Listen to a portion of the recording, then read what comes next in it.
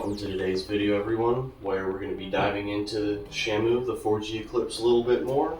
We're going to be going under the hood and even taking off the hood today. So to get things started off, I've had a couple requests for several specific videos relating to the 4th generation Eclipse. And first one we're going to start with is removing the hood, albeit not too extreme or out of the way, but it was a request I had nonetheless, and I do think taking off the hood would help some things get a little easier for me to work on. In addition to removing the hood, I'm going to be diving in depth into what a coolant throttle body bypass is, or a throttle body coolant bypass, however you want to phrase it.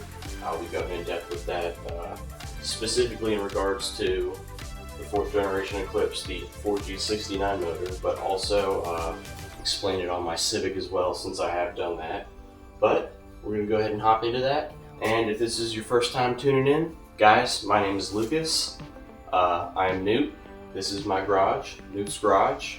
And on this channel, we feature car-related content, garage builds, car builds, you name it. If it's car-related and garage-related, we're going to try and touch on it all. But this is Shamu, the 4G Eclipse. This is one of our project cars. And then I'll also show you guys a little look at the 8th generation Civic. That is also another project car.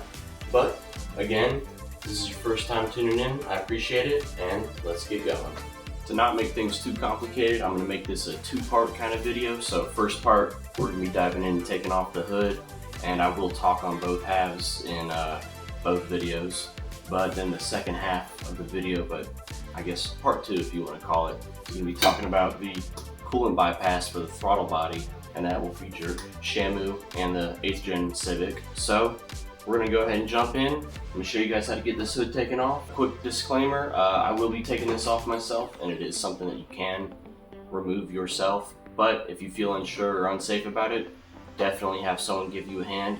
It is not the heaviest hood in the world, nor is it very heavy, but it is a little awkward and cumbersome, so if you're unsure about it, get someone to help you.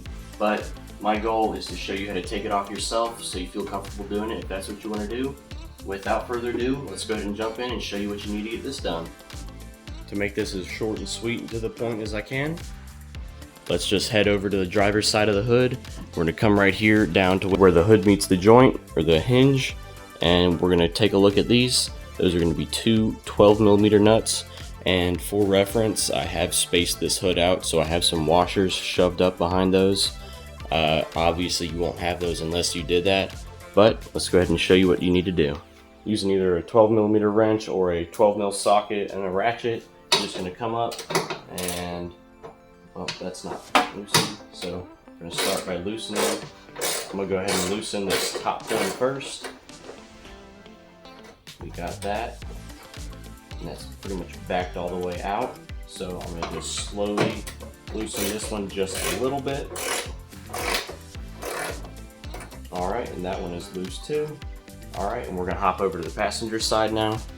Over the passenger side, this is going to be roughly the same deal, but you will notice you have this hose running along, and this is to your wiper fluid washer. And down here, you got this little joint right here that connects 2 pieces of the hose, and as long as you don't have any fluid running through it, disconnect it, or even if you do have fluid, it'll just leak out a little bit. Just don't turn it on. So we're going to disconnect the bottom piece right here.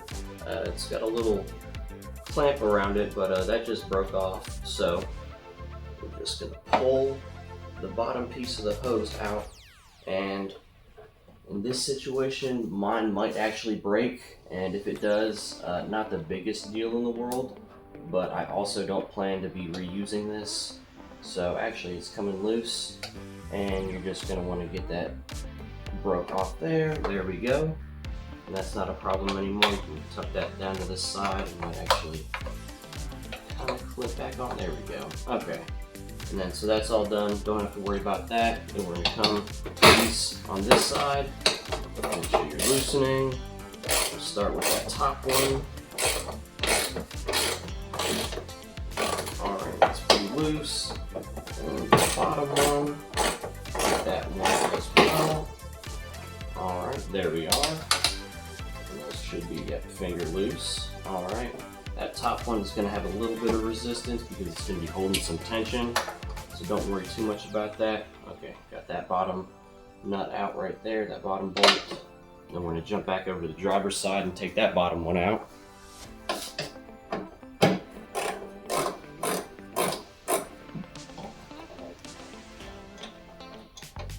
And like I said before, I do have washers spaced up behind, so they may slide out. If not, that's not a big deal. And then the next step is going to be to loosen these two top ones slowly. And so you're going to alternate sides until it comes loose, and the hood will slide back just a bit and back onto this rubber piece back, or plastic piece back here. So let's do that.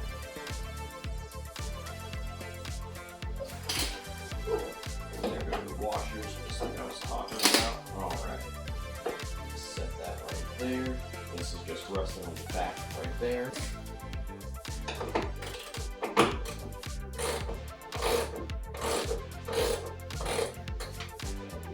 Make sure to have a firm handle on the hood somehow. Stabilize it. There we go. Alright. Get that one dropped out. Just got the washers sitting there, not a big deal. And now the hood is completely disconnected, and all you're relying on is the hood strut. So we're just going to come right here on the hood just a bit. We'll move the strut out.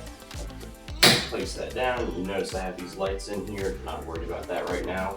And slowly bring the hood down. Don't pull it towards you, but have some bit of negative back pressure. There we go. Just holding it closer to you as much as possible, and then bring it down. Now try not to get it on the latch. You don't want it to lock back in place. Now that you've got it right there, right above the latch, if you're doing this yourself, come around right like this, and then you're going to lift. And there we go. And that is your hood. And again, this is not very heavy at all. Say it's maybe 25 pounds at most, maybe 30. It's just a very awkward shape, and it is fairly large. So wherever you're going to set this, just carry it around to there. And then we're going to carefully put it down. I'm going to rotate it while also trying to rotate the camera so y'all can see what I'm doing.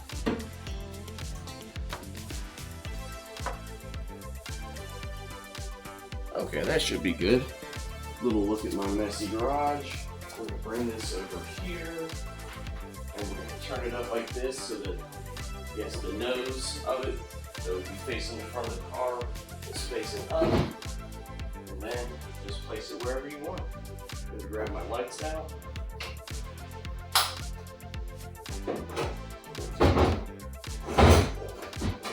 Make sure it's very steady, not going to fall back on itself.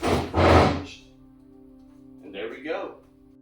And with that, you've removed your hood. Whether you did it yourself or with the help of someone, you now have no hood on the front of your car. Gives you some better access to get in, but also a lot more lighting. As you saw before, I had those little magnetic bar lights on the hood so I could see in the engine bay better, but now, obviously with the hood off, I don't have to worry about that, and I can get in as far back as I would like and work on what I can. To not make things too complicated, make sure you guys stick around to check out part 2 of this video, if you want to call it, where I'm going to be talking about the throttle body coolant bypass. Like I said before, I will be explaining it on here along with the 8th gen Civic. So that's going to be it for this part, guys. I appreciate you sticking around. To the individual that asked me if I could demonstrate or show how to do this, I will leave them tagged in the comment or the description if I can. So I hope this was helpful to all of you that are interested or just looking to do something like this, which I feel this should probably apply to most cars in general. Hoods aren't too complicated, but if you want to see what the aftermath looks like, you just got the hinge right here. Notice no spring or anything, no strut, just a dry hinge, and then these were the washers that I had, and you got your 2 bolts, so make sure you don't lose those. But that's going to be it for this part, guys, and I'll catch you in the next video. Peace.